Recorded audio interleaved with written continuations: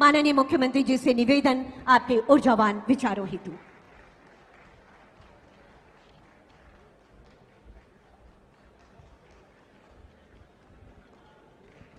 झारखंड की राजधानी रांची के इस ऐतिहासिक मोरहाबादी मैदान में सरकार के 2 साल पूरे होने के इस कार्यक्रम में हमारे साथ मंच पर उपस्थित आज के इस कार्यक्रम के मुख्य अतिथि के रूप में राज्य के राज्यपाल महोदय आदरणीय श्री रमेश बैस जी, यहां उपस्थित हमारे साथ विशिष्ट अतिथि के रूप में आदरणीय दिसोम गुरु शिबू सोरेन जी,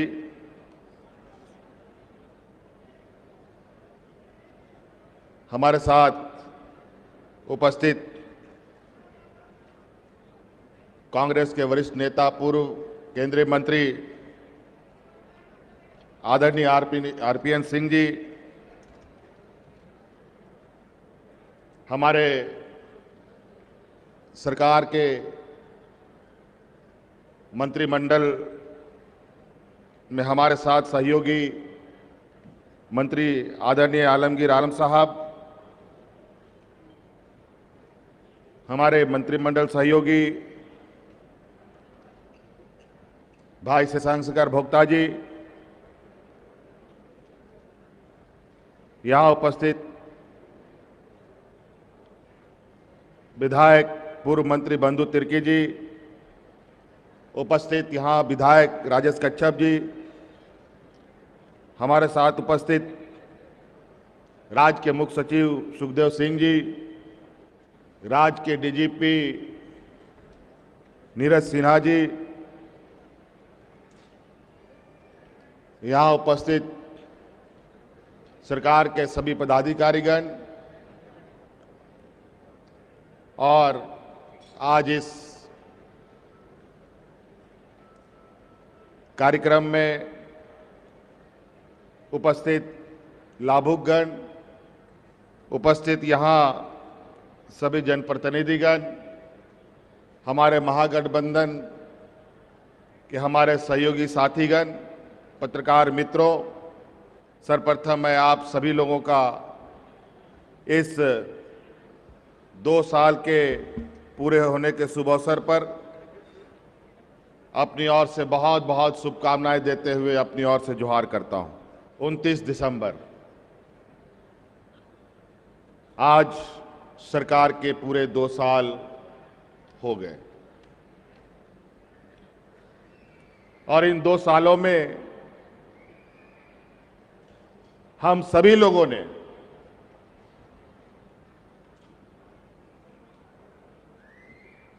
कई चीजों को बहुत करीब से देखा, कई चीजों का अनुभव भी हम सब लोगों को मिला, चाहे वो ग्रामीण क्षेत्र के लोग हों, चाहे शहरी क्षेत्र के लोग हों, चाहे वो व्यापारी हो, चाहे वो राजनेता हो, चाहे वो छात्र छात्राएं हो, चाहे किसान हो, चाहे मजदूर हो। ये 2 साल हम सब लोगों को प्रभावित किया।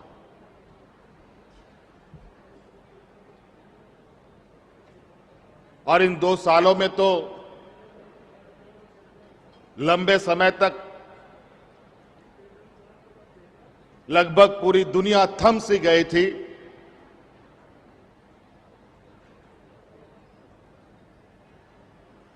लोगों को घरों में रहने के लिए मजबूर होना पड़ा, क्योंकि पूरा दुनिया एक वैश्विक समस्या से गुजर रहा था।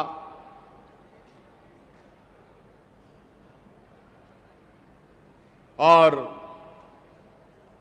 उस वैश्विक समस्या का ना जान, ना पहचान, ना शक्ल, ना सूरत थी। और उस समय यही एक उपाय था कि सब लोग अपने अपने घरों में बंद रहें, तभी हम सुरक्षित रह सकते हैं। कोरोना का संक्रमण आज भी हमारे साथ साथ चल रहा है। अभी भी ये खत्म नहीं हुआ और आज भी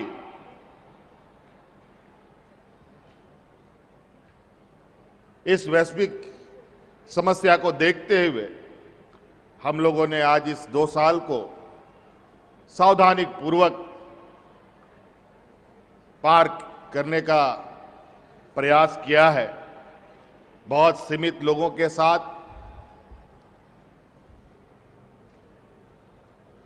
हम लोग इस कार्यक्रम को संपन्न करने जा रहे हैं और ये 2 साल हर व्यक्ति के लिए, हर वर्ग के लिए, हर संस्था के लिए एक चुनौती भरा रहा है।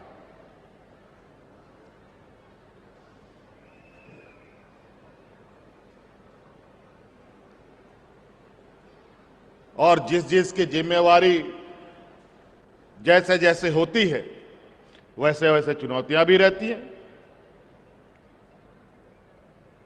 किसी घर के मुखिया के ऊपर उसके घर को चलाने की जिम्मेवारी होती है, मजदूर को रोज मजदूरी करके अपने पेट पालने की मजबूरी होती है, बड़े छोटे मंझोले संस्थाएं, उद्योग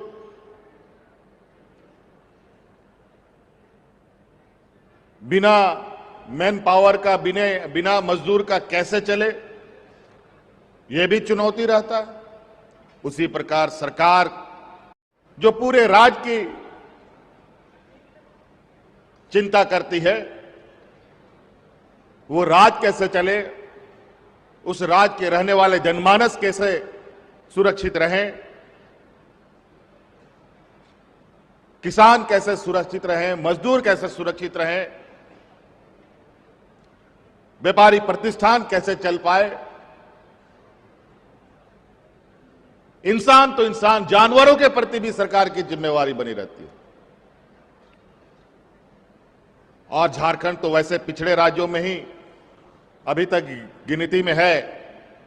ऐसे स्थिति में ऐसे विश्व समस्याएं, वैश्विक समस्याएं, ऐसे महामारी, ऐसे राज्यों के लिए जहां मजदूर, गरीब, किसान अधिक मात्रा में हो, उनके लिए ज्यादा बढ़ जाती है। और इसी दौरान हम लोगों ने इन 2 सालों में पूरी सरकारी महकमे, पूरा कार्यपालिका, जहां पूरा राज घरों में बंद था, हाट बाजार, दुकान, गाड़ी मोटर सब बंद था, हम सब लोग घरों में इस वैश्विक महामारी के गुजरने का इंतजार कर रहे थे। उस समय ये सरकार इस राज्य के जनमानस के लिए नित्य कार्य योजना रोज चिंतन मंथन करने में लगी रही। और जैसे ही थोड़ा सा हमें हलचल होने का मौका मिला, जैसे ही हम लोगों ने थोड़ी सी चहलकदमी शुरू की, थोड़ी सी हम लोगों को आने जाने का एक सावधानी पूर्वक रास्ता मिला, तो जो कार्य योजना इस राज्य के लोगों के लिए, इस राज्य के लिए, इस राज्य के हर वर्ग के लिए जो हम लोगों ने बनाए थे इस संक्रमण काल में, उसको धरातल पर उतारने का हम लोगों ने तेजी से प्रयास किया। 1.5 साल लगभग हम लोगों ने हाथ पे हाथ धरे बैठने में हमें मजबूर होना पड़ा। समय तेजी से गुजरता है और समस्याएं अनेक होती हैं। इसको लेकर हम लोगों ने तेजी से शहर से लेकर गांव तक हर एक अंतिम व्यक्ति तक पहुंचने का प्रयास किया है। और इसी को लेकर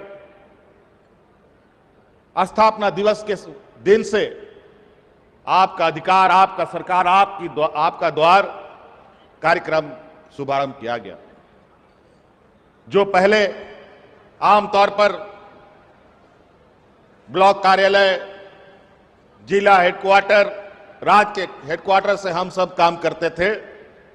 अब हमारा पूरा महकमा आज गांव में है, पंचायतों में है, आपके दरवाजे पर है। आज उन जगहों पर भी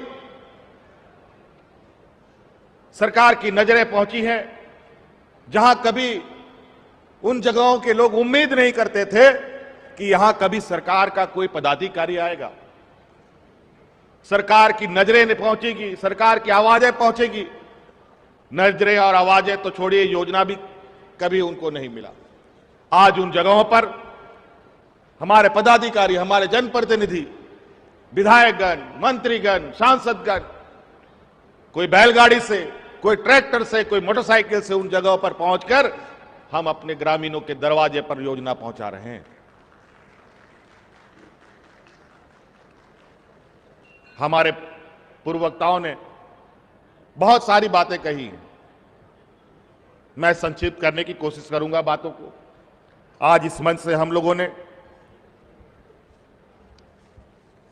कई लोगों को सांकेतिक रूप में परिसंपत्तियां बांटी।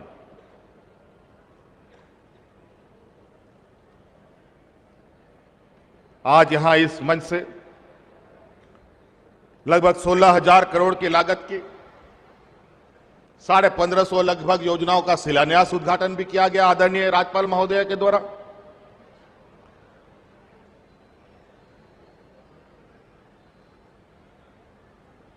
इस तरीके से ये योजना सिर्फ आज नहीं, ये लगातार ये सिलसिला जारी है और ये आगे भी चलेगा। आज आपको इस मंच के माध्यम से, इस प्रोग्राम के माध्यम से कई नए एमयू हम लोगों ने हस्ताक्षर किए सरकार ने कई कंपनियों के साथ। यह हस्ताक्षर मात्र नहीं है, आज सरकार कोई भी कार्य योजना बना रही है, इन योजनाओं का बहुत बड़ा असर इस राज्य को देखने को मिलेगा। आने वाले 20 से 30 साल तक के लिए हम योजनाएं बना रहे हैं, जिसका लाभ झारखंड के 3.25 करोड़ लोगों को मिलेगा।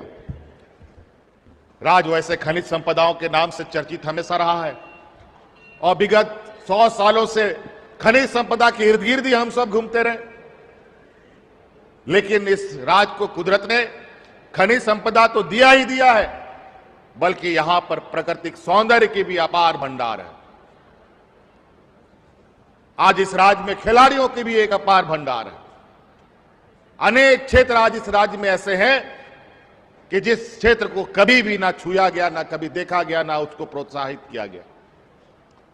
आज खनिज संपदाओं की बात हम नहीं करेंगे, आज हम उन चीजों की बात करेंगे जिसको कभी अलग राज्य के बाद और अलग राज्य से भी पहले उन क्षेत्रों को कभी ना देखा गया होगा, ना कभी उसकी ओर सोचा गया होगा।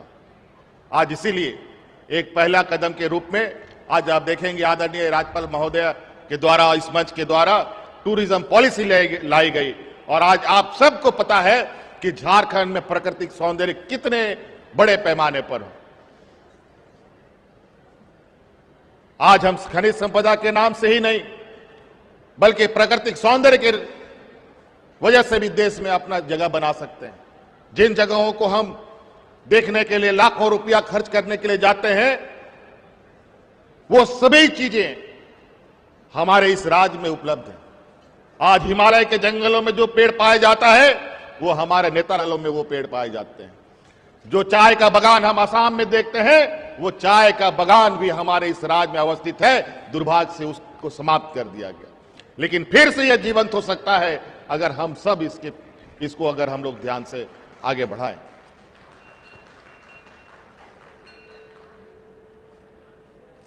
तो ऐसे अनेकों चीजें, और इसलिए इस राज्य को आगे बढ़ने से कोई नहीं रोक सकता। इसलिए आने वाला वक्त, आने वाला सालों में हम लोगों ने एक नया स्लोगन के साथ आगे बढ़ने का निर्णय लिया है। झारखंड ना अब रुकेगा, ना झुकेगा, निश्चित रूप से झारखंड अब आगे बढ़ेगा।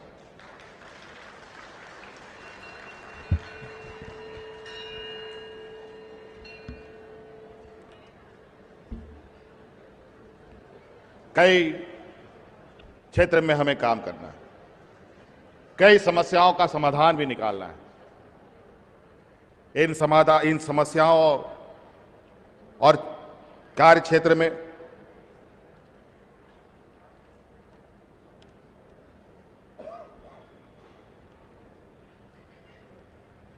कई ऐसी चीजें हैं जहां पर इस राज्य के लोगों को इस सरकार से अपेक्षाएं हैं और इसी अपेक्षा के अनुरूप आपने देखा इस राज्य के लगभग 65,000 हमारे पारा शिक्षक जो आए पिछले वक्त 12 महीना में 11 महीना ये धरना प्रदर्शन करते रहते थे।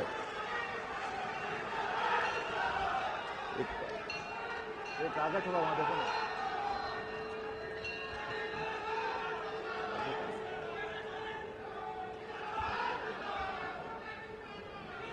और आज हमने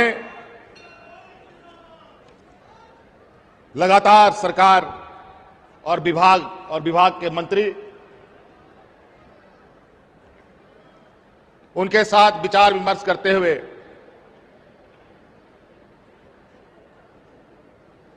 सरकार की आंतरिक संसाधनों को भी ध्यान में रखते हुए और राज्य के आने वाली पीढ़ी की जिम्मेवारी अपने कंधों पर लेने की एक संकल्प के साथ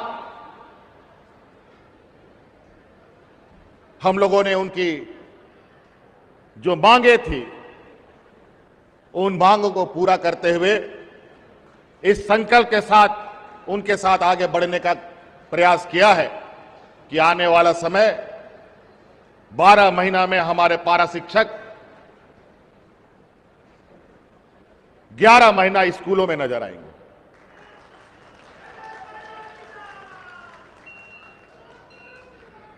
और इसके लिए हमारे पारा शिक्षकों का जो 20 सालों से मांगे इनकी चली आ रही थी कि 60 वर्ष तक की नौकरी, वो भी पक्का हो गया। 50% का वेतन वृद्धि, ये भी आपकी मानी जाएगी। अनुकंपा पर आपकी नौकरी, ये भी हम आपके साथ हैं। जो आपकी सरकारी अवकाश की बात है वो भी हम आपके साथ हैं। ऐसे कई चीजें, आप विश्वास रखें, ये सरकार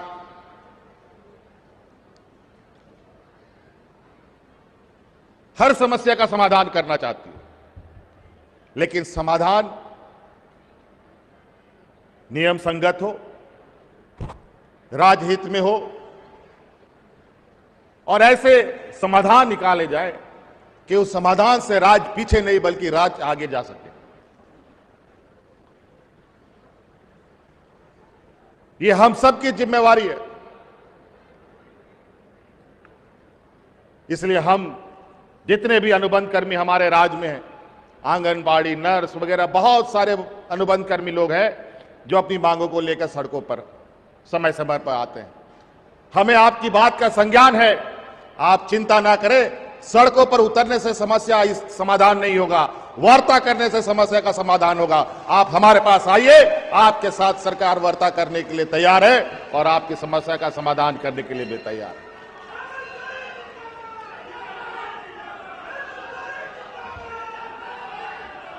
इससे राज्य का धरना प्रदर्शन और समय जाया करने से राज्य का विकास नहीं हो सकता।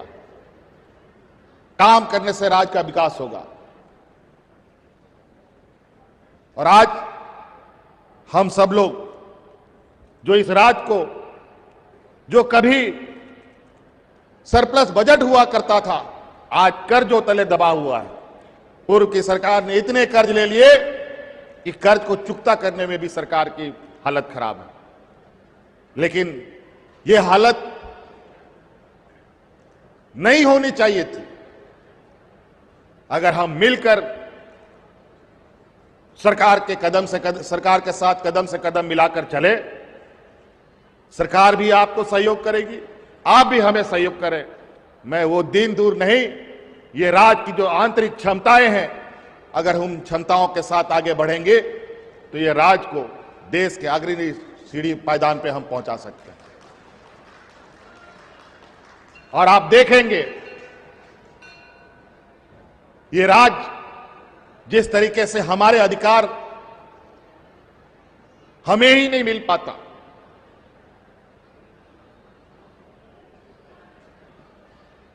और इस राज्य की क्षमता ऐसी है कि अगर राज्य में अच्छी प्रबंधन, अच्छा और एक दूरगामी सोच के साथ और ईमानदारी सोच के साथ चले तो इस राज्य को भीख मांगने की जरूरत नहीं, बल्कि ये राज्य दूसरे राज्यों को फंडिंग करने की क्षमता रखता है।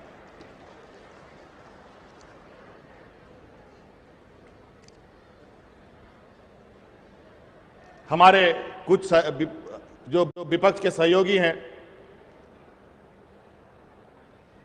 ये लोग कहते हैं कि हम लोग महिला विरोधी हैं, महिला सशक्तिकरण के विरोधी लोग हम लोग, और ये कहते हैं जो महिलाओं को 1 रुपया में 50 लाख की संपत्ति रजिस्ट्री करने का जो हम लोगों ने योजना चलाया था, उससे महिला सशक्तिकरण हो रहा था, जिस योजना को हमने बंद कर दिया। ये योजनाएं अमीरों के लिए थी, गरीबों के लिए नहीं। और उन पैसों को बचाकर आज जरूरतमंद गरीब, वृद्ध व्यक्तियों को, वृद्ध महिलाओं को पेंशन देना क्या महिला सशक्तिकरण नहीं है? क्या महिलाओं को, हड़िया दारू में बेचने वाली महिलाओं को विकास के मुख्य धारा से जोड़ना महिला सशक्तिकरण नहीं है? क्या विधवा महिलाओं को स्वावलंबी बनाने का अधिकार देना महिला सशक्तिकरण नहीं है? ये फिजूल खर्ची चीजों को हमने बंद करते हुए उन लोगों तक उन योजनाओं को पहुंचाया है जिनको सबसे अधिक जरूरत है। कौन यहां के महिलाएं हैं जो 50 लाख रुपए का फ्लैट यहां पर खरीद सकता है? यहां का आदिवासी दलितों को तो कोई फ्लैट भी नहीं देता है। यहां पर 1 रुपया में रजिस्ट्री क्या करेगा? कौन पिछड़ों को फ्लैट देता है? और ये 1 लाख रुपए अमीरों को बांटकर महिला सशक्तिकरण करने की बात करते हैं। आज इस राज्य की जो 20 सालों में जो स्थिति बनी है वो किसी से छुपी नहीं है। यहां आज भी ऐसे लोग हैं जिसको शरीर ढकने के लिए उनके पास कपड़े नहीं है, तन ढकने के लिए महिलाओं के पास कपड़े नहीं है। आज ऐसे भी गरीब यहां रहे जिनको 2 वक्त का अनाज भी ठीक से नहीं मिलता था। आज ऐसे भी यहां पर परिवार के लोग रहे जिनको एक साधारण सा पैरासिटामोल की दवाई खरीदने की पैसे उनके पास नहीं रहे। लेकिन आज सर्वजन पेंशन के माध्यम से धोती साड़ी, सोबरन धोती साड़ी योजना के नाम से चलाई जा रही योजना से के माध्यम से आज इस हर राज्य के हर गरीब मजदूरों को, जरूरतमंदों को साल में 2 बार तन ढकने के लिए कपड़े सरकार दे रही है। राशन कार्ड भारत सरकार की अनुकंपा के आधार पर आपको एक सीमित राशन कार्ड बांटने हैं। बेचारे भूखों की तो संख्या यहां बड़े पैमाने पर है। एक गांव में 1, 2, 4 राशन कार्ड आपको मिलेगा और बाकी गांव बेचारा टुकुर टुकुर देखता रहे। पेंशन भी वही हाल, एक पंचायत में 5 लोग, 2 लोग, 1 लोग को पेंशन मिलता था। वृद्धा पेंशन उसी तरीके से, दिव्यांग को भी वही हाल, किसी गांव में मिला, किसी को नहीं मिला, भटकते रहो। विधवा पेंशन का वही हाल, विधवा हो गया 18 साल में और उसको पेंशन मिलेगा 40 साल के बाद। वो भी कोटा में आप आएंगे तब पता चला कि आप 60 साल के बाद भी वो विधवा को मिलेगा कि नहीं, और 60 साल में विधवा का मिलेगा कि वृद्ध का मिलेगा, ये समझ पाना बड़ा मुश्किल।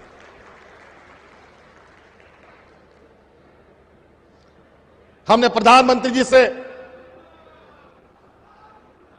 यह आग्रह किया था, क्या देश के खजाने में इतना पैसा नहीं कि इस देश के गरीब मजदूर बेसहारा को हम पेंशन दे सके, यूनिवर्सल किया जा सके? कोई जवाब नहीं आया। यहां की गरीबी, यहां की बेबसी की आलम इतनी बढ़ रही थी कि हमने यह निर्णय लिया कि अब इस पेंशन को सर्वजन किया जाएगा, यूनिवर्सल किया जाएगा, जो देश का एक इतिहास बना। अब कोई गरीब, कोई बूढ़ा बुजुर्ग वो आदिवासी दलित पिछड़ों के लिए नहीं है। ये हिंदू, मुस्लिम, सिख, ईसाई, आदिवासी, दलित, पिछड़ा जो भी होगा, अगड़ा पिछड़ा जितने लोग जरूरतमंद है, सबको पेंशन ये सरकार देगी।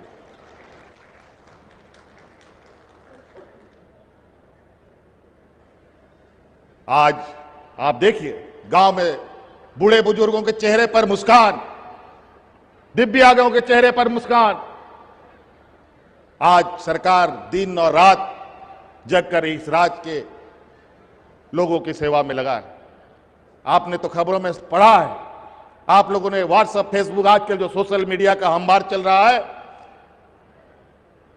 जो हमारी टांग खींचने में भी पीछे नहीं है।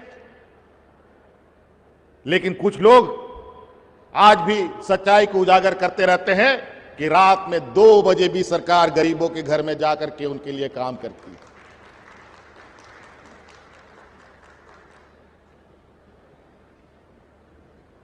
यह सरकार सोने वाली सरकार नहीं है। और हमें बोला जाता है कि जो बीडीओ सीओ काम करता है वो आजकल मुख्यमंत्री करते हैं। क्या गरीबों का आंसू पोंछना क्या हमारा कर्तव्य नहीं बनता? दुर्भाग्य है ऐसे सोचने वालों का, जो अच्छे कामों को भी नहीं पचा पाते। इसलिए आज कई चीजें हैं, अगर मैं बोलना शुरू करूं एक लाइन से तो बहुत लंबा फहरिस्त खड़ा हो सकता है। और आप सब लोगों को मालूम है कि यह राज भीख मांगने से नहीं मिला है, ना कोई प्रशासनिक दृष्टिकोण से मिला है। यह राज आंदोलन का उपज, यह शहादत का देन है। जैसे ये देश में अनेक लोगों ने शहादत दी तब यह भारत देश बना, उसी तरीके से अनगिनत लोगों का खून बहा तब यह झारखंड राज्य अस्तित्व में आया। शोषण के विरुद्ध, अत्याचार के विरुद्ध आदिवासी, दलित, पिछड़ा बहुल ये राज्य, जिन वर्गों का सदियों से शोषण होता रहा है, उन लोगों के लंबे संघर्ष का ये देन है कि ये अलग राज्य बना। लेकिन आज इस राज्य में जिस तरीके से आंदोलनकारियों को नजरअंदाज किया गया, जिस तरीके से खाना पूर्ति हुई, आज हम लोगों ने पुनः वो आंदोलनकारियों के प्रति अपनी संवेदनाएं व्यक्त करते हुए, आंदोलनकारियों को सम्मान देते हुए, जो पेंशन स्कीम तो चल रहा है वो चल ही रहा है, उनको मिलना ही है, बल्कि उनके आश्रितों को आने वाला समय में 5% का क्षैतिज आरक्षण भी सरकार देने के लिए घोषणा करती है। कई ऐसी चीजें हमारे सभी योजनाओं के बारे में लगभग हमारे आदरणीय मंत्रीगणों ने कह ही दिया, और आप सब लोगों को लगातार इसकी जानकारी हम उपलब्ध भी कराते रहते हैं समय समय पर, कभी कैबिनेट के माध्यम से, कभी प्रेस वार्ता के माध्यम से, अन्य चीज़ों के माध्यम से। इसके अलावा यहाँ पर हमारे नौजवानों के लिए, जो हमारे आने वाली पीढ़ी के लिए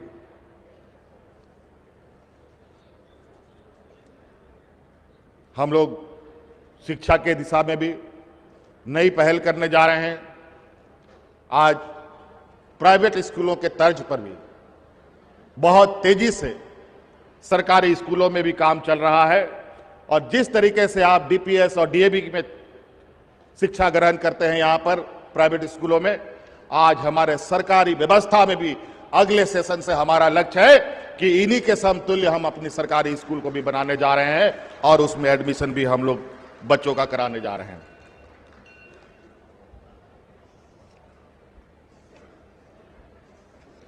इसके अलावा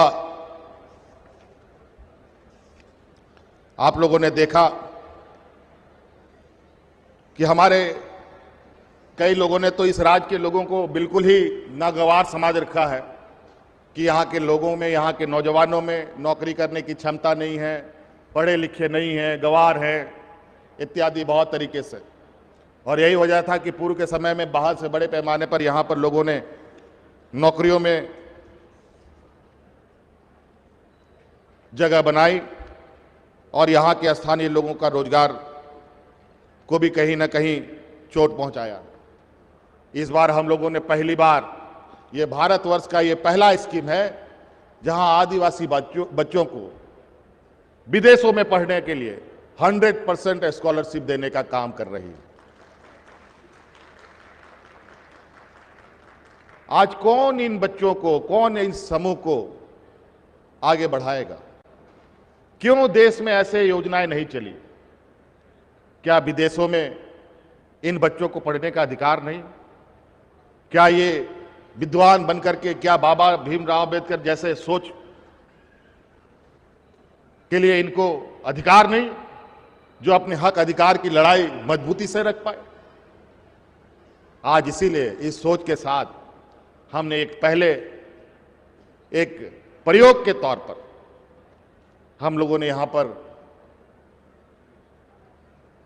आदिवासी बच्चों को 100% स्कॉलरशिप पर पहला लॉट में 6 बच्चों को विदेशों में भेजने का काम किया और निश्चित रूप से आने वाले समय में इसका दायरा हम और बढ़ाएंगे और भी वर्गों को इस नई स्कीम के साथ जो होनहार छात्र हैं उनको जोड़ा जाएगा। और इसके लिए एक और हमारे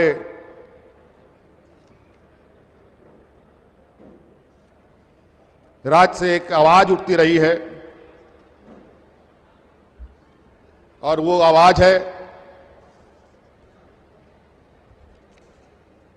जो बहुत ही, वो भी अपने आप में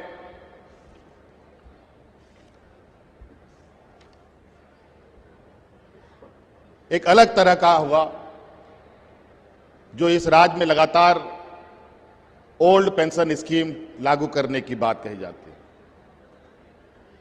मैं उन सभी कर्मचारियों को कहना चाहूंगा, आप आश्वस्त रहें, आपकी इस मांग पर पूरा सरकार गंभीर है और बहुत जल्द इस विषय पर भी हम लोग निर्णय लेंगे। किसान पाठशाला के विषय में आपको बताया ही गया होगा। इसके अलावा कई ऐसी चीजें हैं जो मुझे लगता है कि अब समय के अभाव में बता पाना बड़ा कठिन होगा।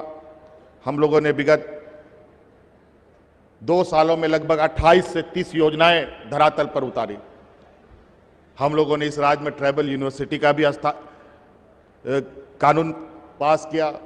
मॉब लिंचिंग कानून भी हम लोगों ने राज्य को दिया, जिससे राज्य में एक भय और एक डरावना वातावरण, एक दहशत का वातावरण था, उस वातावरण को खत्म किया जा सके।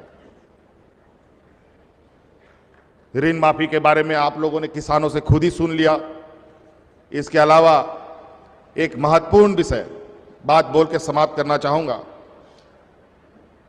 बहुत जल्द हम अपने छात्र छात्राओं के लिए स्टूडेंट क्रेडिट कार्ड लाने जा रहे हैं, जिसके माध्यम से आने वाले हमारे होनहार छात्रों को आगे बढ़ने में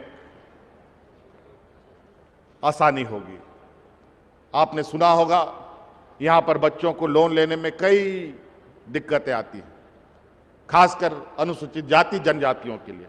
इसके लिए तो हम लोगों ने बैंक कर्मियों से बात भी की, लेकिन ना जाने उनको देखकर क्यों ऐसा लगा कि उनकी इच्छा ही नहीं है देने के लिए इन वर्गों को आगे बढ़ने का। आदिवासी, दलित, पिछड़ा इस राज्य में लगभग 50% है और 50% लोगों को आज इस राज्य का बैंक कोई सहयोग नहीं कर रहा। और आप अंदाजा लगा सकते हैं कि इन 50% लोगों को सहयोग ना करना राज्य को विकास के रास्ते पर बाधा डालने के बराबर है। इस विषय पर हम बहुत गंभीर हैं और बहुत जल्द इस समस्या का समाधान भी हम लोग निकालेंगे।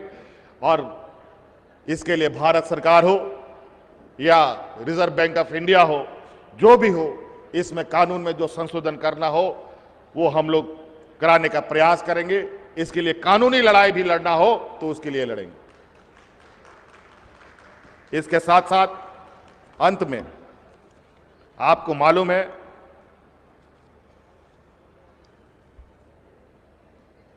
देश में महंगाई किन स्तरों पर है और महंगाई का अगर हम लिस्ट टांगना शुरू कर दें तो मुझे लगता है इस पंडाल में झालर उलर ऊपर, तिरपाल ऊपर लगाने का जरूरत नहीं है। पूरा ढक जाएगा महंगाई से पूरा पंडाल। महंगाई अब धरती पे नहीं है, महंगाई अब चांद में चला जा चुका है और इसका असर जहां लोग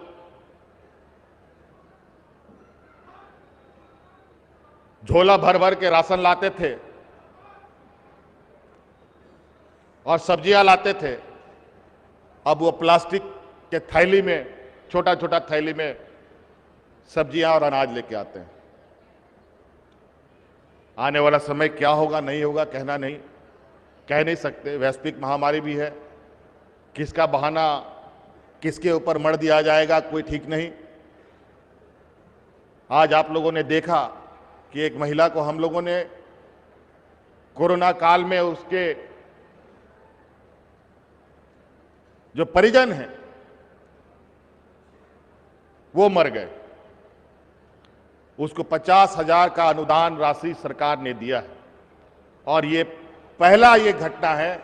आज हाई कोर्ट, सुप्रीम कोर्ट, कई राज्यों में हाई कोर्ट राज्यों को पूछ रही है कि आप जो कोरोना काल में मारे गए उनको आप क्या मुआवजा दे रहे हैं। कोई कुछ बोलने वाला नहीं, लेकिन झारखंड ये पहली सरकार है जो मुआवजा भी देना प्रारंभ कर चुकी। ये तो इस मंच से हम लोगों ने दिया है, हम तो कई मंचों में गए हैं जहां मैंने अपने हाथों से कोरोना में मारे गए उनके आश्रित परिवारों को सहायता राशि दी। कैसे जिएगा? कमाने वाला भी चला गया साथ छोड़कर, महंगाई भी आसमान छू रहा है। बच्चे पढ़ेंगे कि पेट भरेंगे कि पढ़ाई करेंगे कि रोजगार करेंगे, क्या करेंगे कोई नहीं बता सकता। इसीलिए हमने इस बार जो देश में पेट्रोल और डीजल की जो दाम आसमान छू रही है, इसका बुरा असर गरीब और मध्यम वर्गीय छोटे मझोले के ऊपर जो पड़ रहा है और जो बड़ी बड़ी मोटर कारों में घूम रहा है उसकी तो चिंता नहीं है, उसको तो खैर 150 रुपया जेब से निकल भी गया तो कोई फर्क नहीं पड़ता। लेकिन जो छोटे छोटे हैं, जो स्कूल कॉलेज है, ग्रामीण क्षेत्र के जो लोग हैं, जो मोटरसाइकिल में भी आप पेट्रोल में आधा पेट्रोल आधा किरासन तेल डाल के चलाते हैं और नतीजा कुछ दिन के बाद गाड़ी खत्म होने के कगार पे आ जाती है। इसलिए हमने ये निर्णय लिया है कि लोग को इस समस्या से निजात दिलाने के लिए मोटरसाइकिल पेट्रोल पर गरीब, मजदूर, मध्यवर्गीय लोग इनको अब 25 रुपया प्रति लीटर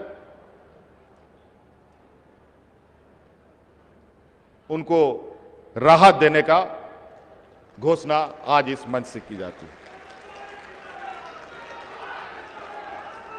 अब ये 26 जनवरी से ये हमने बहुत कम वक्त में निर्णय इसको हमने लिया है और इसका लाभ हम लोग 26 जनवरी से इस राज्य के लोगों को देना प्रारंभ करेंगे। और संसाधन जैसे जैसे हमारा